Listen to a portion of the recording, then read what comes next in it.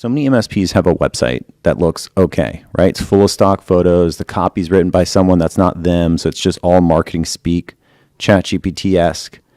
And it doesn't speak to the target market. It doesn't have actual faces on there. They don't have a Google My Business set up, or if they do, there's not enough reviews. They don't have any location pages set up on their website. No one's finding them online.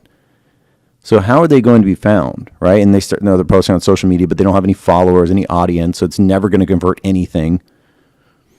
They're not doing any outbound. They're not doing any networking events. They're not talking to any center of influences or referral partners. They are just in a bubble. They're posting social media posts. They have a website, and they hope they're going to grow that way, and they're not. And that's who you're competing with. That is your competition. If that's you currently, cool, no problem. This year, you're going to change that. There's only about, this is an anecdote, I don't have like actual statistics, but there's only about 5% of MSPs in your area right now that are doing any other marketing other than having maybe a website and some lame social media content going out. That 95% is not your competition. You don't even have to worry about 95% of the MSPs in your area. That's not your competition.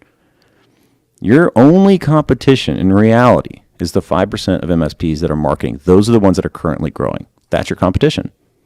That seriously slimmed down my anxiety when I was thinking about this, and probably your anxiety of knowing, okay, cool. Like, that's actually not that much competition. And I can actually expand into other markets, and even though there's 100 MSPs, there's really only 5 that I'm competing with.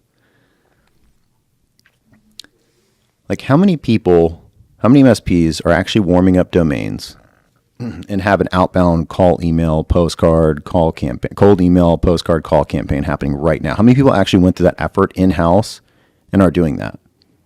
So few. How many MSPs in your area have an impressive amount of Google reviews? Like the lowest, the free, easiest foot in the door marketing thing. So few. How many websites that you visit of MSPs competition? Because I know if you're like me, you've seen all of your competitors' websites. How many of them actually stand out? How many MSPs, if you go to networking events, how many MSPs do you run into at these networking events? And how many MSPs like right now are knocking on doors and bringing in ideal prospects like donuts to say hello? Just bringing in donuts. You bring donuts to a door, they're going to let you in. They're going to talk to you. That's why all of the pharmaceutical reps do that. With all of these questions, the answer is so few, especially on the postcard thing. There might be 2% of MSPs that are actually sending direct mail because you know what? They tried it that 1 month. They tried it 2 months and it failed. It didn't work. So they stopped doing it. Like, here's an example.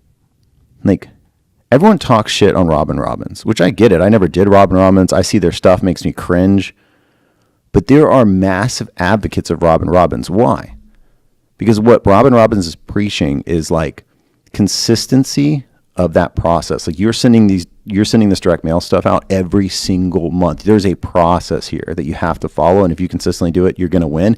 And that is what happens. And if you've seen the content, it's not the most exciting thing in the world. It's pretty cringy. Most MSPs, almost every MSP I talk to says it doesn't match our brand, doesn't match what we're saying. So that's an example of you don't even have to use the most exciting content in the world, but the consistency of doing more than that 95% equals results. Because I don't think anybody can argue that, yes, that content is cringy, but it leads to results. So, I mean, maybe people can argue that, but I just know like the advocates, the people I see and talk to that do Robin Robbins, they're like, yeah, we don't really like the content, but we do grow like, 10, 20% a year. So that's just an example of because they're an MSP that just drank the Kool-Aid, they bought into like, I am just going to do this. I'm going to commit to doing this year. It works, right? Because your competition's actually very low. I'm getting this wonderful ad from a guy in Australia, and I seriously considered like booking a call with him. And he did this wonderful like matrix on like who's actually buying right now. And this is actually data, data that he pulled. This isn't just like anecdote. And about 3% of the market in any given market in general is like actively searching. So as we talk about foundation and motivation, there's like, if you have 100 business near you, there's 3 people right now that are looking for an MSP, like as we speak. And then there's about another 17% that are very open to the problem. Now, they're not looking to buy at the moment, but they're very open and aware of the problem. Perfect. So if you have 100 businesses in your area, most likely you have more.